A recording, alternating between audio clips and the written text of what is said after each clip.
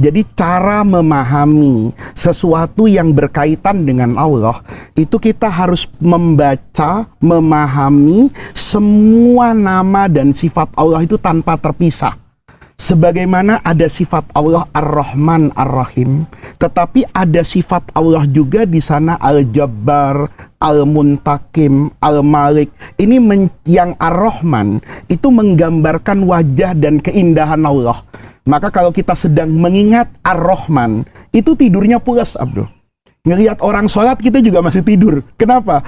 Allah itu maha pengasih lagi maha penyayang. Allah itu rahmatnya luas. Maka kita itu tidak boleh cuma mengingat rahmatnya Allah saja. Tapi di satu sisi, di sini ada Allah yang juga sadidul iqab. Allah itu menghukum orang. Allah itu kemudian Al-Jabbar, menunjukkan kekuasaannya. Oleh karena itu, ketika kita menggunakan kedua-duanya secara muwazanah, keseimbangan, itu menjadi bagus. Kita sholat tidak kemudian berputus asa dari rahmat Allah. Kan sering orang, Abdur ya, bertanya, sholat saya diterima nggak sih? Iya, iya. Nah, kadang-kadang kemudian kalau terlalu fokus ke sana, nanti putus asa dia. Sesuatu yang tidak jelas, sesuatu yang tidak pasti, kemudian terbebani, lama-lama dia berputus asa dari sholatnya. Tapi kalau kemudian dia ingat rahmatnya terus, enggak apa-apa, enggak sholat hari ini, toh masih ada Allah yang bersifat tawwab, maha menerima taubat, mana ghafur. Jadi rusak orang. Tapi kalau seimbang, dia akan menjadi apa ini? Muttazin, kata guru saya. Dia punya dua sayap. Satu sisi dia sholat, dia tidak berputus asa dengan sholatnya, tetapi sholat itu menjadi perisai dari godaan setan misalnya, yang setiap hari ini menggoda kita. Maka kalau kita bisa seperti ini, Abdur, hidup itu seimbang. Sama dengan takdir. Takdir itu kan harus dilihat lengkap. Bukan sekedar takdir Allah yang menentukan, tetapi ketentuan Allah itu lahir dari Allah yang maha alim. Alim itu yang maha tahu. Maha tahu. Maha tahu. Nah, taunya Allah itu nempel pada ilmu, bukan pada pengetahuan. Kalau kita untuk menjadi orang yang tahu, maka kita harus punya pengetahuan kan, proses belajar. Iya. Setelah saya belajar, ini saya baru tahu. Tetapi Allah itu maha tahu. Sifat Allah dengan Allah itu kan azali.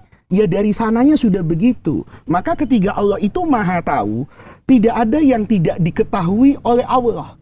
Sebelum alam ini tercipta, Allah tuh sudah tahu kalau Gunung Merapi itu di Jogja, Gunung Salak itu di Bogor misalnya.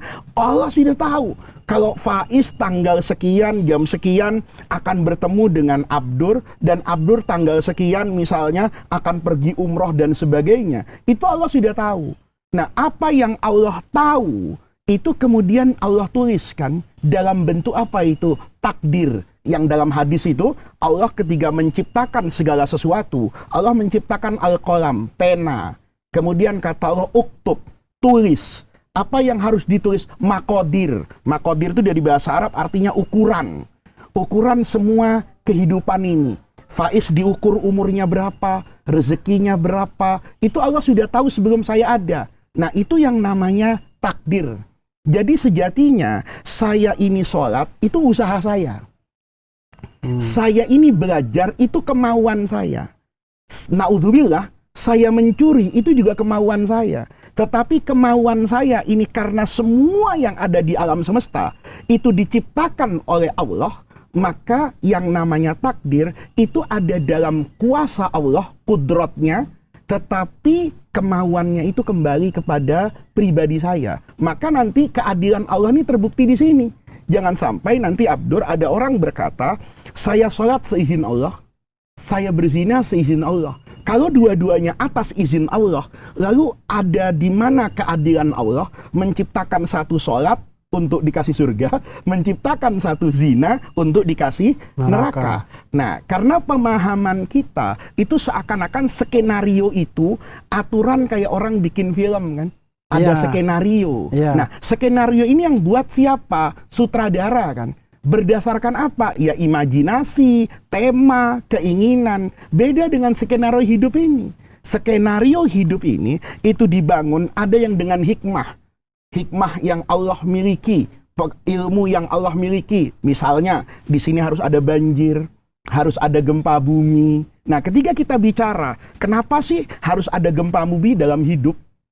Kenapa hidup ini nggak dibuat saja bumi ini keras, tidak ada pergeseran? Kita lihat adanya teknologi bangunan hari ini, insinyur teknik sipil, itu karena menghadapi kenyataan ada tanah yang bergerak. Misalnya di Jepang, itu dia bisa merancang bangunan, bahkan seandainya terjadi gempa bumi di atas 10 skala Richter, itu tetap aman.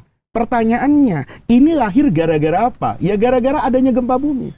Adanya fakultas kedokteran, farmakologi, obat-obatan, Abdur. Itu gara-gara ada apa? Ada penyakit kan? Maka untuk peradaban yang indah buat manusia ini, maka semuanya itu Allah ciptakan. Dengan apa? Ada yang dengan hikmah nih. Kayak gunung, banjir, laut, panas, dingin. Itu nggak ada urusan dengan manusia. Tetapi nanti ada yang kemudian Allah wujudkan, itu berdasarkan ilmunya Allah tadi. Allah tahu Faiz itu akan pakai baju coklat hari ini, Faiz itu sukanya pelajaran bahasa Arab.